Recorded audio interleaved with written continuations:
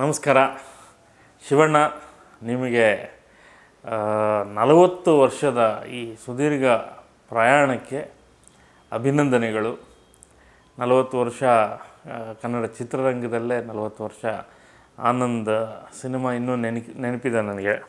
ನನ್ನ ಬಹುತೇಕ ಹೈಸ್ಕೂಲು ಆಗ. ಅಲ್ಲಿಂದ ನೋಡ್ತಾ ಬಂದಿದ್ದೀನಿ ಅನೇಕ ಸಿನಿಮಾಗಳನ್ನು. ನನಗೆ ಭಾಳ ಇಷ್ಟವಾದಂಥ ಸಿನಿಮಾ ಭಾಳ ಸಿನಿಮಾಗಳಿದ್ದಾವೆ. ಮೋಡದ ಮರೆಯಲ್ಲಿ, ಓಂ, ಹೀಗೆ ಅನೇಕ ಸಿನಿಮಾಗಳು. ನಿಮ್ಮ ಏನು ನಿಮ್ಮ ನಟನೆ, ಕಲೆ ಇದೆಲ್ಲ ಒಂದು ಕಡೆ ಆದರೆ, ನಿಮ್ಮ ವ್ಯಕ್ತಿತ್ವ, ಅದು ಅಣ್ಣವರ ಸಂಸ್ಕಾರ, ಅದನ್ನು ನೀವು ಹಾಗೆ ಮುಂದುವರಿಸ್ಕೊಂಡು ಹೋಗ್ತಾಯಿದ್ದೀರಿ. ಅದನ್ನು ನೋಡಿದಾಗ ನಮಗೆ ನಿಜಕ್ಕೂ ಭಾಳ ಸಂತೋಷ ಆಗುತ್ತೆ. ನೀವು ಪ್ರತಿ ಎಲ್ಲೇ ಸಿಕ್ಕಿದ್ರು ಕೂಡ ನೀವು ಮಾತಾಡಿಸುವ ಮತ್ತು ಆ ಪ್ರೀತಿ ಮಾತು ಪ್ರತಿಯೊಂದು ಕೂಡ ಒಂದೇ ರೀತಿ ಇದೆ. ನಾನು ನೋಡಿದ ಮೊದಲ ದಿನದಿಂದ ಇವತ್ತಿನವರೆಗೂ ನನಗೆ ಭಾಳ ಇಂಟ್ರೆಸ್ಟಿಂಗ್ ಅನಿಸಿದ್ದು ಇನ್ನೊಂದು ಏನಂದರೆ, ತುಂಬ ಸಿನಿಮಾಗಳು ಮಾಡ್ತಾಯಿರ್ತೀರಿ. ಯಾವುದೋ ಪ್ರತಿ ಸಿನಿಮಾಲ್ಲಿ 5-6 ಹಾಡುಗಳಿರುತ್ತೆ. ನೀವು ಹಾಡನ್ನು, ನನ್ನ ಜೊತೆ ಇರೋ ಎಕ್ಸ್ಪೀರಿಯೆನ್ಸ್ ನಾನು ಹೇಳ್ತಾ ಇದ್ದೀನಿ. ತುಂಬ ದಿನಗಳ ನಂತರ ತುಂಬ ಸಿನಿಮಾಗಳು ಮಾಡ್ತಿದ್ರು ಕೂಡ, ಯಾವುದೋ ಒಂದು ಸಿನಿಮಾ ಪ್ರಸ್ತಾಪ ಬಂದರೆ ಆ ಸಿನಿಮಾದ ಚರಣ, ಪಲ್ಲವಿ, ಆ ಸಾಲುಗಳನ್ನು ನೆನಪಿಟ್ಕೊಂಡು ಹಾಡಿದ್ರಿ. ನನಗೆ ಆಶ್ಚರ್ಯ ಆಯಿತು, ಸಂತೋಷವೂ ಆಯಿತು.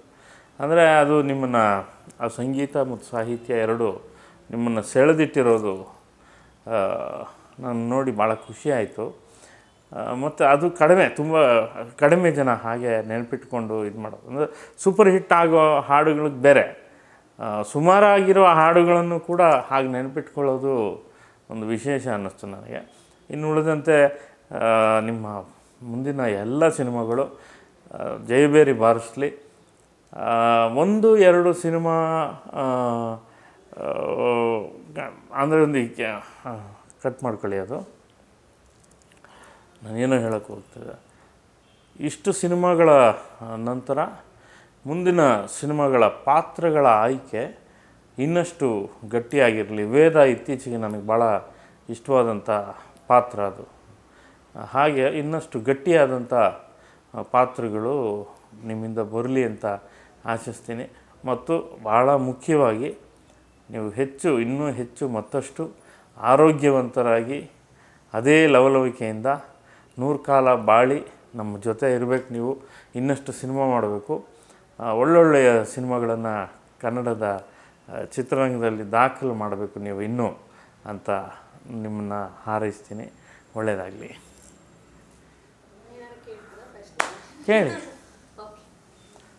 ಈ ಒಡನಾಟ ಅವೆಲ್ಲ ಕೇಳಿದ್ರೆ ಕೇಳಿ, ನೀವು ಕೇಳಿ. ಅದು ಬಿಟ್ಟು ಸರ್, ನೀವು ಅವರ ಸಿನಿಮಾಗೆ ಬರುವಂತಹ ಹಾಡುಗಳ ಲಿರಿಕ್ಸ್ ಇರಬಹುದು, ಸಾಕಷ್ಟು ಹಿಟ್ ಆಗಿರುವಂಥದ್ದು. ಆದರೆ ನಿಮಗೆ ಪ್ರತಿಕ್ಷಣದ್ದು ಗುಣಗುವಂಥದ್ದು ಇರಬಹುದು, ತುಂಬ ಇಷ್ಟಪಟ್ಟು ಬರೆದಂಥದ್ದು ಯಾವುದು? ಪ್ರತಿ ಸಿನಿಮಾ ಇಷ್ಟಪಟ್ಟೆ ಬರಿತೀವಿ.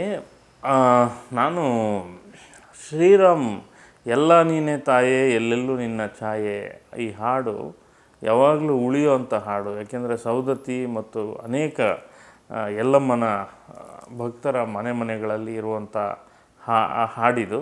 ಈ ಹಾಡಲ್ಲಿ ನಾನು ಬರೆದ ಈ ಹಾಡು ಮತ್ತು ನಿಮ್ಮ ಆ ಡ್ಯಾನ್ಸು ಇದು ಎಲ್ಲ ಸೇರಿ ಒಂದು ರೀತಿ ಒಂದು ಮೈಲ್ ಸ್ಟೋನ್. ಅದು ನಿಮ್ಮ 75ನೇ ಸಿನಿಮಾ ಶ್ರೀರಾಮ್.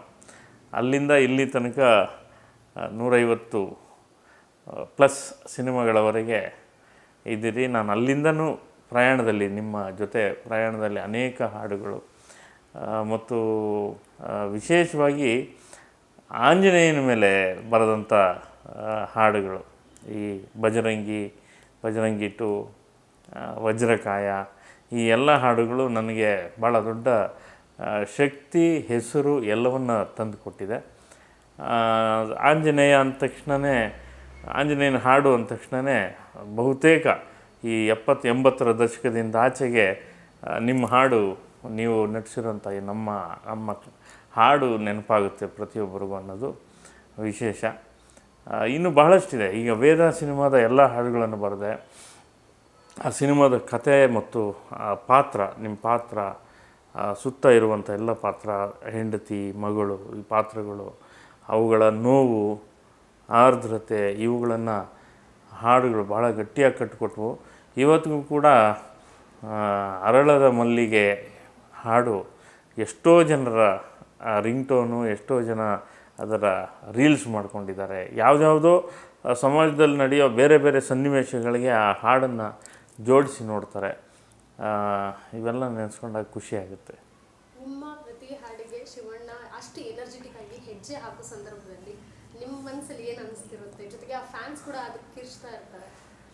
ನಿಜ, ಅವರು ಡ್ಯಾನ್ಸಲ್ಲಿ ಅವ್ರು ಬಂದ ಮೊದಲ ಸಿನಿಮಾಯಿಂದನೇ, ಆನಂದ್ ಸಿನಿಮಾಯಿಂದನೇ ಡ್ಯಾನ್ಸ್ ಅಲ್ಲಿ ತನಕ ಇದ್ದಂಥ ಒಂದು ಡ್ಯಾನ್ಸ್ ಸ್ಟೈಲ್ ಏನಿತ್ತು ಅದು ಬೇರೆ. ವಿನೋದ್ ರಾಜ್ ಅವರು, ಶಶಿಕುಮಾರ್ ಅವರು ಮತ್ತು ಶಿವಣ್ಣ ಅವರು ಡ್ಯಾನ್ಸರ್ಸ್. ಅಂದರೆ ಕನ್ನಡ ಸಿನಿಮಾದಲ್ಲಿ ಡ್ಯಾನ್ಸಿಂಗ್ ಹೀರೋಸ್ ಅಂದರೆ ನಮ್ಮ ವಿಷ್ಣು ಸಾರ್, ಅಂಬರೀಷ್ ಅಣ್ಣ, ಅನಂತ್ ನಾಗ್ ಅವರು, ಶಂಕರ್ ನಾಗ್ ಅವರು, ಅದೆಲ್ಲ ಒಂದು ಎರ ಆದರೆ, ಅಲ್ಲಿಂದ ಆಚೆಯ ಎರಾದಲ್ಲಿ ಶಿವಣ್ಣ ಒಂದು ರೀತಿ ಭಾಳ ಬೇರೆಯಾಗಿ ನಿಲ್ತಾರೆ. ಇವತ್ತಿಗೂ ಕೂಡ ಯಾವುದೋ ನೀವು ಸ್ಟೇಜ್ ಶೋ ನೋಡಿದ್ರು ಕೂಡ, ಅವ್ರು ಯಾವುದೋ ಒಂದು ಕಾರ್ಯಕ್ರಮಕ್ಕೆ ಹೋಗಿದ್ರು, ಡ್ಯಾನ್ಸ್ ಮಾಡಿ ಅಂತ ಜನ ಕೂಗಿದ್ರೆ ಅವರು ಅದೇ ಲವಲವಿಕೆಯಿಂದ ಮಾಡ್ತಾರೆ. ಅದು ಅಷ್ಟೇ ಎನರ್ಜೆಟಿಕ್ಕಾಗಿ ಮಾಡ್ತಾರೆ. ಆ ಎನರ್ಜಿ ಅವ್ರಿಗೆ ಒಂದು ಎಲ್ಲ ಸುತ್ತ ಇರುವಂಥ ಪ್ರೀತಿ ಮತ್ತು ಅವರಿಗೆ ಅದರ ಮೇಲಿರುವ ಭಾಳ ಗಾಢವಾದ ಆಸಕ್ತಿ, ಇದೆರಡು ಮಿಶ್ರ ಆಗಿ ಅವ್ರಿಗೆ ಆ ಎನರ್ಜಿ ಬಂದಿದೆ. ಆ ಎನರ್ಜಿ ಇನ್ನೂ 100 ಕಾಲ ಉಳಿಬೇಕು ಅಂತ ಹಾರೈಸ್ತೀನಿ. ಅವರ ಆರೋಗ್ಯ ವಿಚಾರ ಕೇಳ್ಪಟ್ಟಾಗ ಪ್ರತಿಯೊಬ್ಬರು ಆತಂಕದಲ್ಲಿದ್ದರು. ಕನ್ನಡ ಚಿತ್ರರಂಗದಲ್ಲಿ ನೀವು ಸಹ ಒಬ್ಬರಾಗಿರೋದ್ರಿಂದ ನಿಮ್ಮ ಕೊಡುಗೆ ಕೂಡ ಅಪಾರ ಇದೆ. ಸೊ ಅವರೊಟ್ಟಿಗೆ ಕೆಲಸ ಮಾಡುವಂಥ ಸಂದರ್ಭದಲ್ಲಿ ಇರ್ಬೋದು, ಅವರ ಆರೋಗ್ಯ ವಿಚಾರ ಕೇಳಿದಾಗ ನಿಮಗೆ ಎಷ್ಟು ಆತಂಕ ಆಯಿತು? ಇಲ್ಲ, ಅವ್ರಿಗೆ ಅನಾರೋಗ್ಯದ ವಿಚಾರ ಕೇಳಿದ ತಕ್ಷಣವೇ ಏನು ಅಂತ ವಿಚಾರಿಸಿದ ತಕ್ಷಣ ನನಗೆ ಒಂದು ಸ್ವಲ್ಪ ಸಮಾಧಾನ ಏನಾಯಿತು ಅಂದರೆ, ಅದು ಫಸ್ಟ್ ಸ್ಟೇಜಲ್ಲೇ ಗುರುತಿಸಲ್ಪಡ್ತು ಅನ್ನೋದು.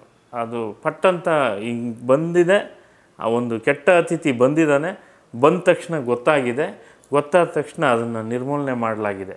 ಇಷ್ಟು ವಿಷಯ ಇದೆಯಲ್ಲ, ಇದೇ ಹೈಲೈಟು. ಎಷ್ಟೋ ಜನಕ್ಕೆ ವರ್ಷಗಟ್ಟಲೆ, ತಿಂಗಳುಗಟ್ಟಲೆ ಗೊತ್ತೇ ಆಗದೇನೆ ದಿಢೀರಂತ ಒಂದು ದಿವಸ ಗೊತ್ತಾಗಿ ಏನೂ ಮಾಡದೇ ಇರೋಂಥ ಪರಿಸ್ಥಿತಿ ಇರುತ್ತೆ.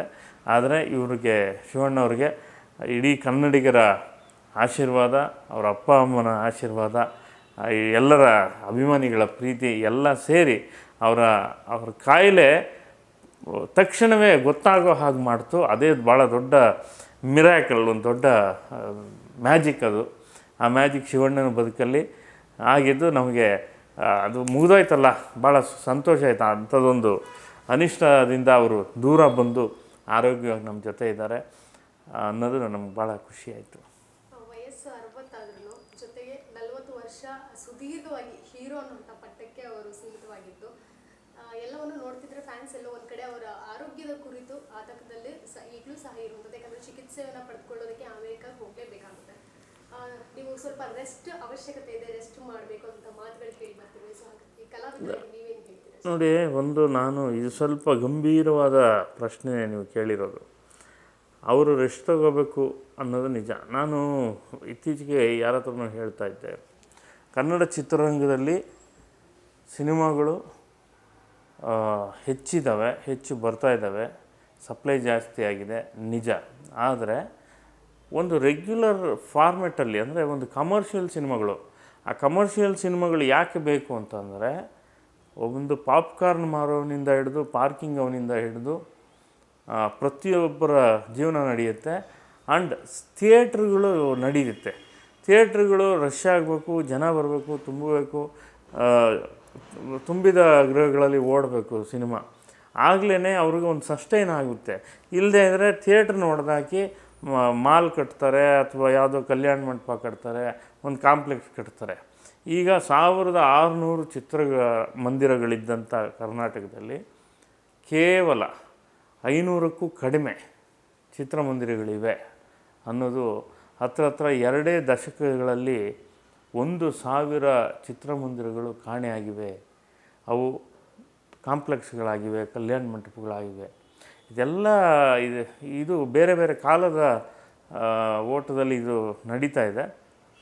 ಆದರೆ ನಮ್ಮ ನಾಯಕ ನಟರುಗಳು ಅದು ಹೆಚ್ಚು ಜನ ಇದ್ದಾಗ, ಹೆಚ್ಚು ಸಿನಿಮಾಗಳಿದ್ದಾಗ, ಅಂದರೆ ಅಭಿಮಾನಿ ವರ್ಗ ಹೋಗಿ ಸಿನಿಮಾ ನೋಡುವಂಥದ್ದು ತಿಂಗಳಿಗೆ ಒಬ್ಬ ನಾಯಕರದಾದರೂ ಒಂದು ಸಿನಿಮಾ ಅಂತ ಬಂದಾಗ ಎಂಗೇಜ್ ಆಗಿರುತ್ತೆ.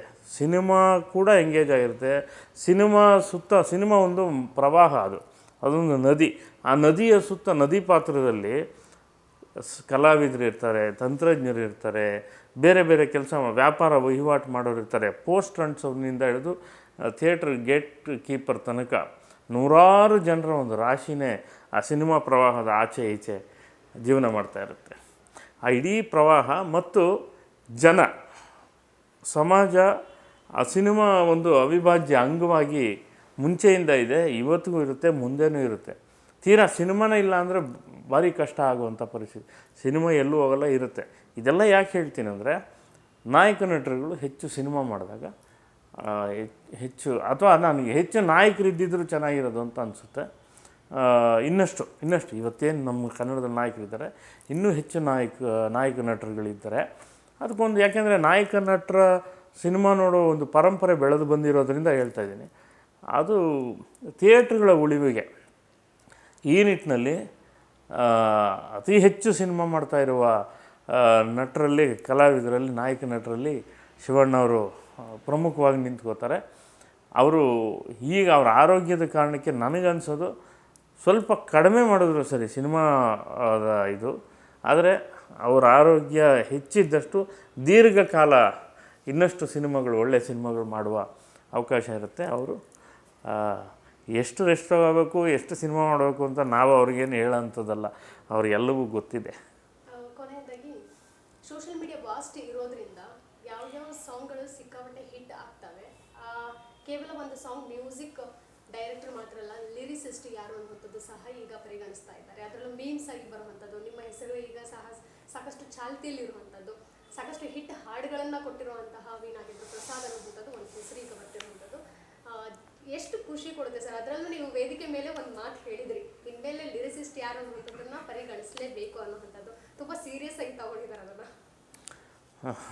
ನೀವು ಬೇರೆ ಬೇರೆ ಸಂದರ್ಭದಲ್ಲಿ ಮಾತಾಡುವಂಥದ್ದು ವಿಷಯ ಇದು. ಕನ್ನಡ ಚಿತ್ರಗೀತೆಗಳನ್ನು ಮುಂಚೆಯಿಂದ ಕೇಳ್ಕೊಂಡು ಬರ್ತಾ ಇರೋರು ಗೊತ್ತಿದೆ. FM ಅಥವಾ ಏನು ನಮಗೆ ವಿವಿಧ ಭಾರತಿ, ಆಕಾಶವಾಣಿ ಎರಡೇ ಇದ್ದಂಥ ಸಂದರ್ಭದಲ್ಲಿ ಪ್ರತಿ ಹಾಡಿನ ಜೊತೆಗೆ ಹಾಡು ಬರ್ತಿದ್ದ ಹಾಗೆ ಹಾಡಿನ ಮುಂಚೆನೇ ಇಂಥವ್ರು ಬರೆದಿದ್ದಾರೆ, ಇಂಥವ್ರು ಹಾಡಿದ್ದಾರೆ, ಇಂಥವರು ಸಂಗೀತ ಕೊಟ್ಟಿದ್ದಾರೆ, ಸಿನಿಮಾ ಇಂಥದ್ದು ಇಷ್ಟು ಹೇಳ್ತಿದ್ರು. ಈಗ ಅದು ನಮ್ಮ ಸೋಷಿಯಲ್ ಮೀಡಿಯಾಗಳು ಇವೆಲ್ಲ ಜಾಸ್ತಿಯಾಗಿ ನಾವು ಹೆಚ್ಚು ತೆರೆಯ ಹಿಂದಿನವರು ತೆರೆ ಮುಂದೆ ಬರ್ತಾಯಿದ್ದೀವಿ, ಕಾಣಿಸ್ಕೋತಾ ಇದ್ದೀವಿ ಅನ್ನೋದು ಒಂದು ಬಹಳ ದೊಡ್ಡ ಪ್ಲಸ್. ಅದು ಮಾಧ್ಯಮಗಳಿಗೆ ಆ ಕ್ರೆಡಿಟ್ ಸಲ್ಲಲೇಬೇಕು. ಎಲ್ಲ ಟಿ ವಿ ಮಾಧ್ಯಮ ಆಗ್ಬೋದು, ಪ್ರಿಂಟ್ ಮಾಧ್ಯಮ ಆಗ್ಬೋದು, ಮತ್ತು ಸೋಷಿಯಲ್ ಮೀಡಿಯಾಗಳಾಗ್ಬೋದು, ನಾವು ಕಾಣಿಸ್ಕೋತಾ ಇದ್ದೀವಿ ತೆರೆ ಹಿಂದಿನವರು ಅನ್ನೋದು ಭಾಳ ದೊಡ್ಡ ಹೆಮ್ಮೆ. ಅದರ ಜೊತೆಗೆ ಮಾಧ್ಯಮಗಳು ತುಂಬ ಸಲೀಸಾಗಿ ತಗೊಂಡು, ಅಂದರೆ ಅದಕ್ಕೆ ಇಂಪಾರ್ಟೆನ್ಸ್ ಕೊಡದೇ ಇದ್ದರೆ, ಗೀತರಚನೆಕಾರನಿಗೆ, ಸಂಗೀತ ನಿರ್ದೇಶಕನಿಗೆ ಇಂಪಾರ್ಟೆನ್ಸ್ ಕೊಡದೇ ಇದ್ದರೆ ಅದು ತಪ್ಪಾಗುತ್ತಲ್ವ ಅನ್ನೋದು ನನ್ನ ಪ್ರಶ್ನೆ. ಅದು ಕೊಡಲೇಬೇಕು. ಯಾರೇ ಆದರೂ ಕೂಡ, ಎಲ್ಲೇ ಆದರೂ ಕೂಡ ಆ ಇಂಪಾರ್ಟೆನ್ಸ್ ಕೊಡಬೇಕು. ಏನು ಇಂಪಾರ್ಟೆನ್ಸ್, ಏನು ಕೇಳ್ತಾರೆ ನಿಮ್ಮ ಹತ್ರ? ದುಡ್ಡು ಕೇಳ್ತಾರೆ, ಅದು ಕಾಸು ಕೇಳ್ತಾರೆ? ಇಂಥ ಹಾಡು ಇಂಥವ್ರು ಬರೆದ್ರು, ಇಂಥವ್ರು ಸಂಗೀತ ಮಾಡಿದ್ರು, ಇಂಥ ಸಿನಿಮಾ ಇಂಥವ್ರು ಹಾಡಿದ್ರು, ಇಷ್ಟೇ ತಾನೇ ಡೀಟೇಲ್ಸು. ಪ್ರತಿ ಸಲ ನೀವು ಯಾವುದೇ ವೇದಿಕೆ ಆಗಲಿ, ನೀವು ಯಾವುದೇ ಸೋಷಿಯಲ್ ಮೀಡಿಯಾ ಆಗಲಿ, ಆ ಹೆಸರನ್ನ ಹಾಕಿದ್ರೆ ನೀವು ಅದನ್ನು ಎಂಜಾಯ್ ಮಾಡ್ತಿರಲ್ಲ, ಅದಕ್ಕೆ ನೀವು ಕೊಡುವ ಕನಿಷ್ಠ ಗೌರವ ಅದು. ಹಾಗಾಗಿ ಅಷ್ಟನ್ನು ನಾನು ಹೇಳಕ್ಕೆ ಹೊರಟಿದ್ದು. ಯಾವಾಗಲೂ ಅಷ್ಟೇ, ಹಿಂದೆ ಇರೋವಂಥವ್ರನ್ನ, ತೆರೆ ಹಿಂದೆ ಇರೋವಂಥವ್ರನ್ನ, ಕ್ಯಾಮ್ರಾಮನ್ನಾಗಲಿ, ಒಬ್ಬ ಕೊರಿಯೋಗ್ರಾಫರ್ನಾಗಲಿ, ಯಾವುದೇ ತಂತ್ರಜ್ಞರನ್ನ ನಾವು ಗುರುತಿಸ್ಬೇಕಾಗಿದೆ ಇನ್ನೂ ಹೆಚ್ಚು. ಈಗ ಗುರುತಿಸ್ತಾ ಇರೋ ಸೋಷಿಯಲ್ ಮೀಡಿಯಾ ಮೂಲಕ ಕರೆಕ್ಟು, ಒಪ್ಕೋತೀನಿ. ಅಟ್ ದ ಸೇಮ್ ಟೈಮ್ ಹೇಳಬೇಕು, ಅವ್ರ ಹೆಸರುಗಳು ಹೇಳಬೇಕು ಅನ್ನೋದು ನನ್ನ ಬಲವಾದ ಆಗ್ರಹ. ಯಾರು ಏನು ಅಂದ್ಕೊಂಡ್ರು, ಏನು ಮಾತಾಡಿದ್ರು ಕೂಡ ಸತ್ಯ ಅದೇ ತಾನೇ.